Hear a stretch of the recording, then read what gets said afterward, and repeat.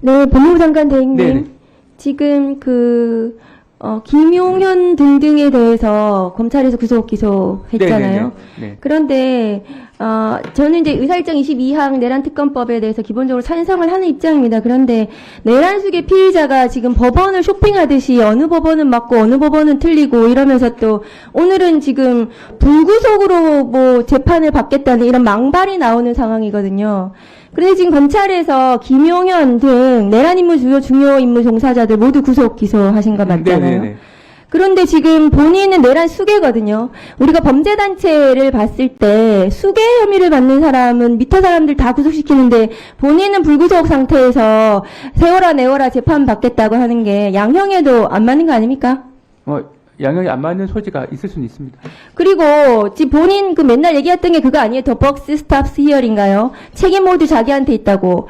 인원 부하 직원들 모두 지금 인생이 망가졌거든요. 이 내란에 가담하면서.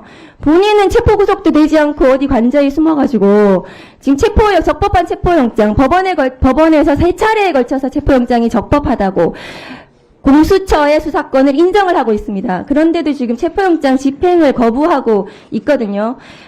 PPT 좀 올려주세요. 검찰에서 김용현 등 구속 기소할 때 이 사건은 사실은 군형법상 작당하여 군인들이 병기를 휴대하고 반란을 일으킨 사건, 군형법 5조에도 해당을 하거든요. 제가 문의 말씀드렸는데 군형법을 적용을 계속 배제를 하고 있어요. 차관님 왜 그렇게 하십니까? 알고 있습니까? 그 부분을 한번 살펴보도록 하겠습니다. 다음 거 보여주세요. 지금 전두환하고 이게 똑같거든요. 전두환은 군사반란으로 사형 선고 받았습니다. 그런데 김관진 전 국방부 장관의 이 정치 댓글에 대해서 본인이 민간인이기 때문에 김용현하고 똑같죠. 민간인이기 때문에 군형법 적용 안 된다고 주장했지만 대법원에서 결과적으로는 군형법 적용이 됐습니다. 이 사건은 분명히 군사반란 수괴 혐의가 윤석열에 대해서 적용이 돼야 되고 군사반란 수괴에 대해서는 사형밖에 법정형이 없습니다. 유념해서 나중에 기소할 때 하셨으면 좋겠습니다.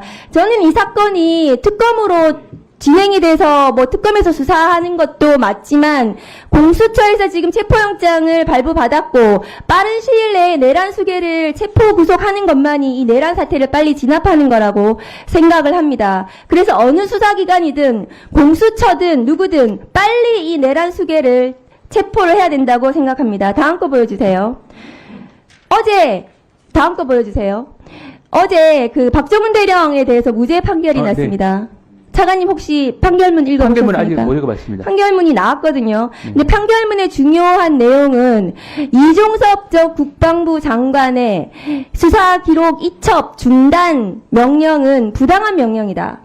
거기에 따르지 않은 것은 항명이 아니다라는 것이 판결의 요지입니다. 네. 그러니까 이첩 보류 지시도 인정이 되지 않았고 이첩이 되는 과정에서 중단을 하라는 명령은 부당하다. 근데 부당한 이유는 이종섭 장관이 수사 내용을 바꾸려고 했기 때문이다. 그러니까 임성근에 대해서 혐의가 있다고 보고 이첩한 것이 맞는데 박정훈 대령이 맞는데 그런데 이것을 중단을 시킨 것은 이것이 잘못됐다. 그것을 거부한 것은 정당하다라는 거거든요. 대구지검에서 왜 임성근 기소 안 합니까?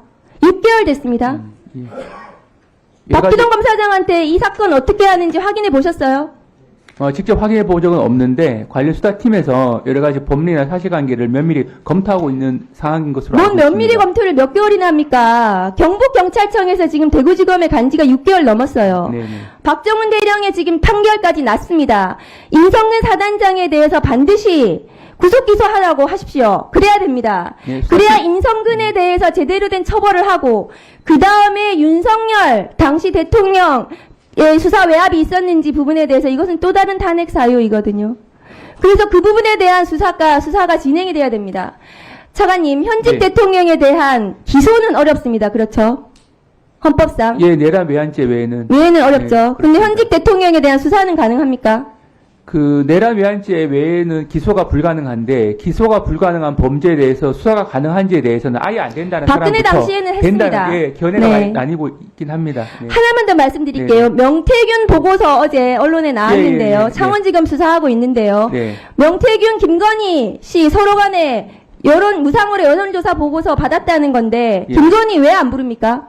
창원지검에서. 창원지검에서 그 관련된 내용은 이 시민단체의 고발이 이미 이루어져서 관련된 수사를 진행하고 있고 필요한 절차를 밟아 나갈 것으로 알고 있습니다. 진행된 지 언제고 김건희 나온 게 지금 몇 개월 됐는데 김건희 왜 소환을 안 하시냐고요? 네, 그 부분은 적절하게 지금 조치를 할 것으로 알고는 있습니다.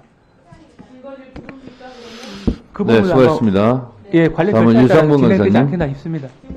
네.